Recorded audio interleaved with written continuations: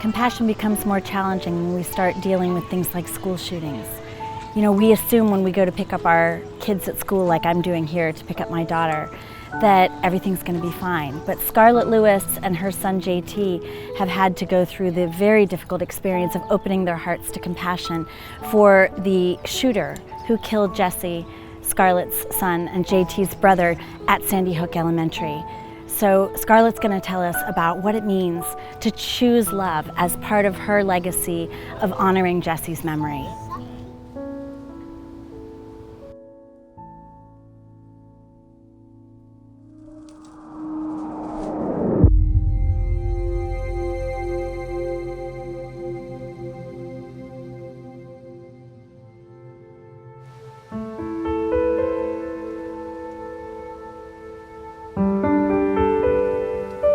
What were those first mornings like? They were just absolute hell.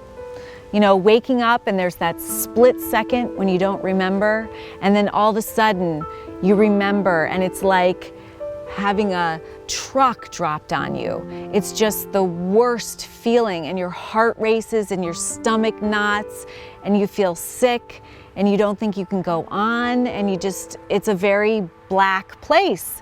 And I could choose to be in bed and just, you know, killing myself. 3 days after Jesse died, I came back to my farmhouse. I was staying at my mom's to get his clothes for the funeral. And on my way out, I noticed a message that he had left on our kitchen chalkboard. Jesse had written 3 words: nurturing, healing, love. And they were phonetically spelled because, of course, he was in first grade and just learning to write. Those 3 words aren't in the vernacular of a 6-year-old. They're not something a 6-year-old would normally say, but I knew that it was a prophetic message.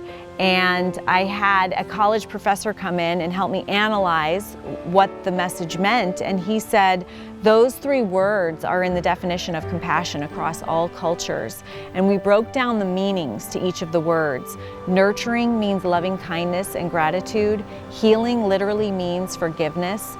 And love is compassion in action. And when you practice those 3 character values in that order, you're choosing love. And of course, it's easy to choose love when everything's going your way.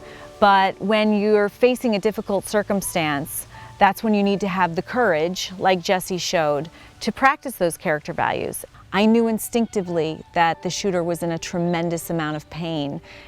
That's the only reason he would have done something like that.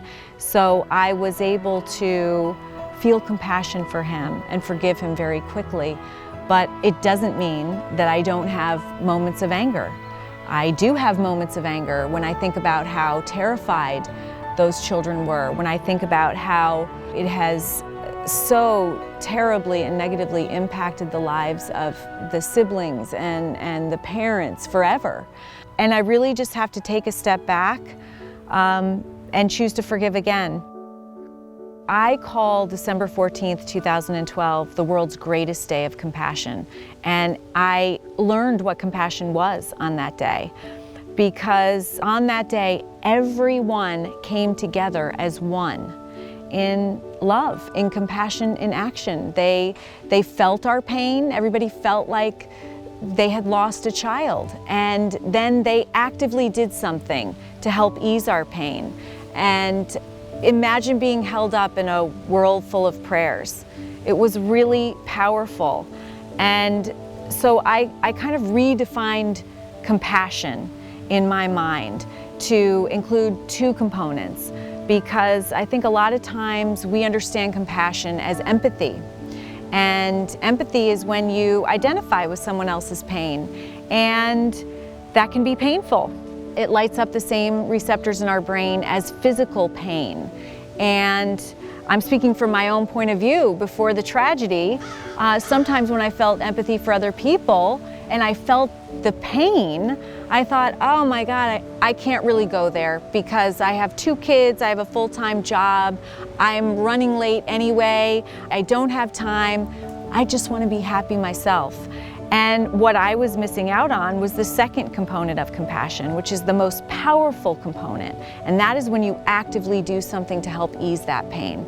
That's the miraculous component. That's when the giver becomes the receiver, because everything, all the love and energy that you give out comes back to you. When you've gone through that process, you're choosing love, and you realize you've made it to the other side of the rainbow.